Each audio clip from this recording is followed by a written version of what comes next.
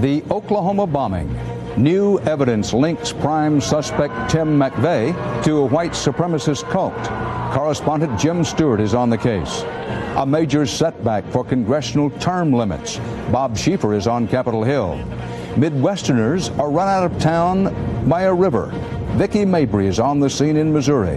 And tonight, Eric Ingberg with a reality check. Phony bias claims by government workers are costing the rest of us real money. This is the CBS Evening News with Dan Rather. Good evening. In just a few hours, demolition experts will take down what's left of the federal building in Oklahoma City, the bodies of 2 victims still inside. In the investigation of the truck bombing, prosecutors now say suspect Terry Nichols' brother may have been in on it too, but they offered no evidence today, filed no charges, and in a surprise move to many, a judge ordered James Nichols freed without bail. Correspondent Jim Stewart has new information tonight on the prime suspect in the case and his ties to a white racist cult. 2 days before the Oklahoma City blast, accused bomber Tim McVeigh placed a telephone call to this small commune of white supremacists in northeastern Oklahoma.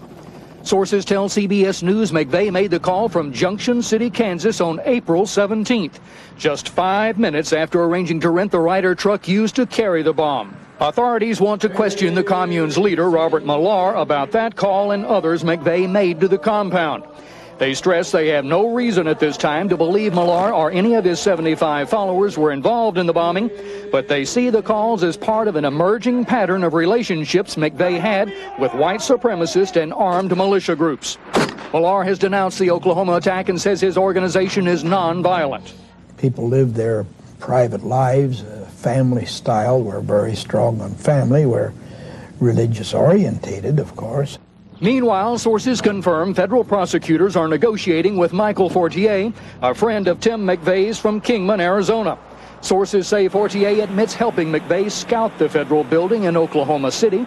He says he heard his friend vow, "I'm going to blow that place up," and tells prosecutors he knows more.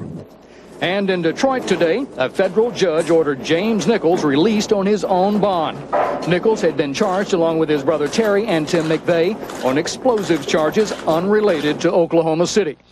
Authorities don't want any more incidents like the Waco, Texas standoff, so they'll go slow in their questioning of the Oklahoma cult, which, like all of the other groups that Tim McVeigh reached out to in the days before the bombing, has no use for the federal government. Jim Stewart, CBS News, Washington. From now on, there will be a constant reminder of the Oklahoma City bombing right outside the White House. For security reasons, a 2-block stretch of Pennsylvania Avenue is now closed to traffic. CBS News White House correspondent Rita Braver is there. Rita?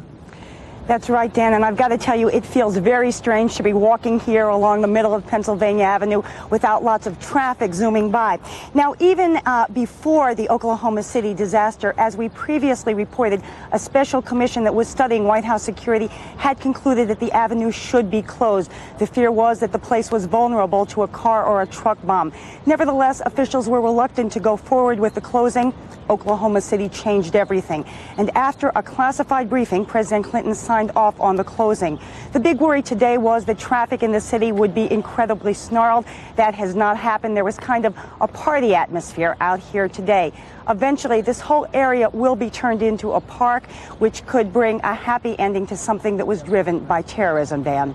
Rita Braver, our White House correspondent. Still to come, fasten your seatbelts for one of the biggest recalls in automotive history. And if you think a new computer would make your life easier, stay tuned.